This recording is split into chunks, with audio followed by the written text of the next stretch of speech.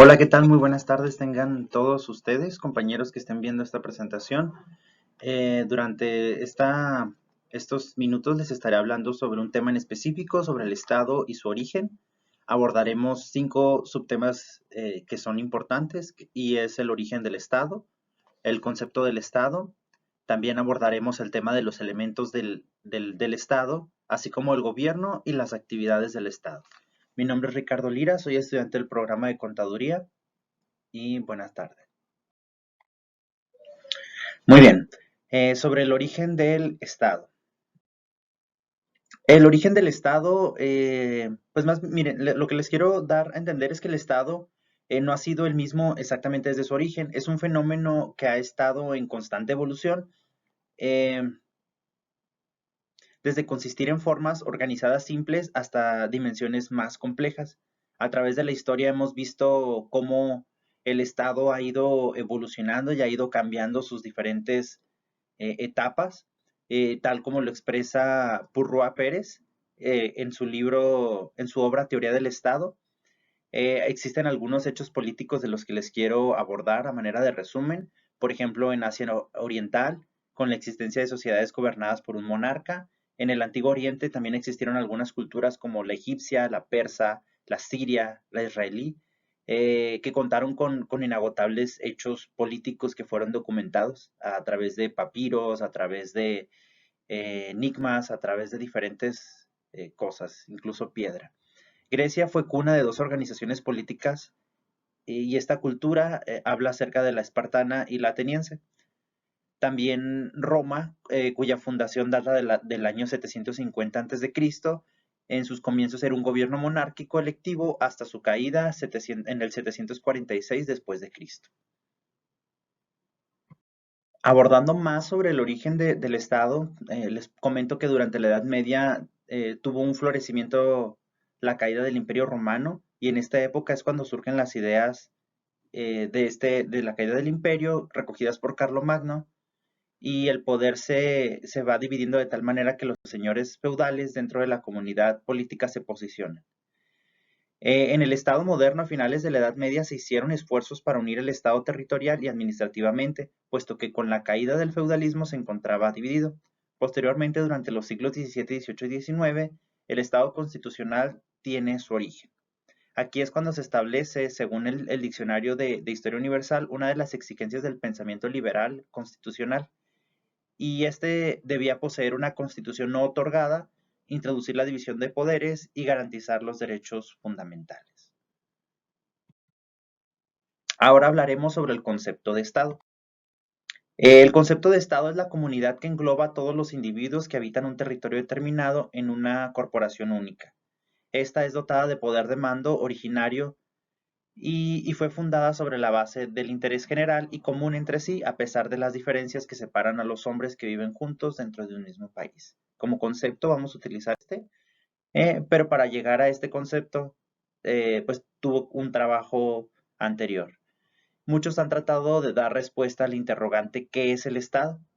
Pues bien, se puede definir el Estado como el poder, es decir, como el órgano superior, soberano e independiente por encima del cual no existe autoridad superior, o como estructura social, o se hace el pueblo. Entre los autores que participan en la definición del Estado se encuentra Nicolás Maquiavelo con su obra El Príncipe, Francisco Purrúa Pérez, Jelinek, Carlos de Secondat, con su obra El Espíritu de las Leyes, el filósofo Hans Kelsen, estudioso de la teoría general del derecho, el doctor Moisés Romero Beristain, Juan Jacobo Rousseau, con el contrato social de 1762. De acuerdo al diccionario de Derecho de Rafael Pina y Rafael Pina de Pina Vara, el Estado de Derecho es aquel cuyo poder se encuentra determinado por preceptos legales, de tal modo que no puede exigir de sus miembros ninguna acción u omisión que no tenga fundamento en la existencia preestablecida. Ahora hablaremos sobre los elementos que integran el Estado y estos elementos del Estado, como consecuencia del orden jurídico de un país, la comunidad nacional consideraba a bien sea el conjunto de sus miembros que actualmente en vida o de las próximas generaciones está organizado por un sujeto jurídico único con una voluntad única expresada por sus órganos de la nación, traduciéndola en la voluntad colectiva de la comunidad. Para que pueda definirse correctamente el Estado, cualesquiera que sea la corriente o teoría, deben incluirse en su definición los tres elementos personales indispensables en la estructura, de acuerdo con Carré de Malberg, en su libro sobre la teoría general del Estado. El primer elemento del Estado es la población. La pertenencia al Estado libre se halla condicionado por un vínculo jurídico específico, la nacionalidad que debe distinguirse de la ciudadanía, que implica la facultad de intervenir con carácter de órgano en la vida pública. El segundo elemento del Estado es el territorio, y pues aquí, conforme el artículo 42 de la Constitución mexicana, es la superficie terrestre o subsuelo, espacio aéreo y las proporciones del mar que bañan el territorio, donde el Estado puede ejercer su soberanía, así como donde realice su unidad y puede interponer su potestad, de acuerdo a las normas creadas y reconocidas por el propio Estado. El tercer elemento del Estado es el poder soberano. Aquí se establece imperio, potestad de dominio o jurisdicción establecida autoritariamente sobre los individuos que forman parte de este grupo nacional.